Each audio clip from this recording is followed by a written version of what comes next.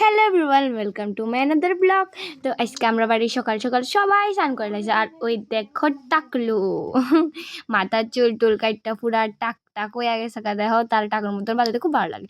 যাই হোক, এরপরে স্নান টান করে ঠাকুর টাকুর পূজা দিয়ে এলাইছি। আবার দেখো কতগুলো আনছে বাবু এরপরে আজকে আমরা বাড়িতে একটু স্পেশাল কিছু আছে। এরপরে দেওয়া সবজি আনছে। এরপরে বডি এখানে মাছ কাটতে আছে, মানে কাটতেই আসছে। এবার মাছ টাছ কাট সব কিছু শেষ করছে কইরা। আর এখানে দিদা দেহ পূজা দিতে আছে, ঠাকুরের পূজা টুজা দিয়া এখানে মার সবাই মা আর দিদা খেতে জানে করতে আছে, ঠিক করতাম পারি না সবজি দিতে। যাই হোক, এরপরে এখানে সব কিছু দেখো কাটটা কুটা লতে আছে, আদা কাঁচামরিচ, এরপরে আলু টালুটি সব তীরে কাটতে। আর দেখো কতগুলো লেবু আনছে বাবা।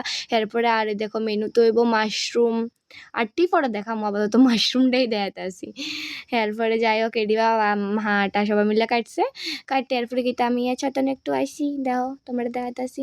এরপরে এখানে দিদি, এরপরে পিসি আর ঠাম্মা মিল্লা এডি কাটতে আছে। এরপর আর কিতা দেখো ঝুমঝুম বৃষ্টি চূড়া, মানে আমরা বাড়ির মধ্যে কিছু হলে বৃষ্টি হয়।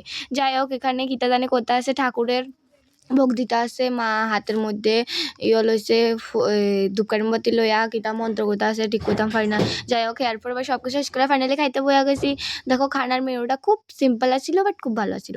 ডাল, এরপরে শসা দিয়ে দুটো কিন্তু জানি আসিল। যাই হোক, পনিরের তরকারি আসিল না মাশরুমের তরকারি আসিল, এরপরে মাছের তেল আসিল, ডিম আসিল, ভাজি আসিল, ডাল আসিল, তারপরে শেষে আসিল টমেটো দিয়ে আলু দিয়ে মাছ দেওয়া, আর সঙ্গে শসা আর পাঁপড় ভাজি। জাস্ট ভালোই আসিল খাওয়া দাওয়া। তারপর আমি খাইছি, আমার বান্ধবীও আমার বাড়িতে আসিল, বান্ধবী তারা আসিল। এরপরে দেখো শেষে আসিল আমার দুধ, এটার লাগে আমি এতক্ষণ ওয়েট করে আসছিলাম।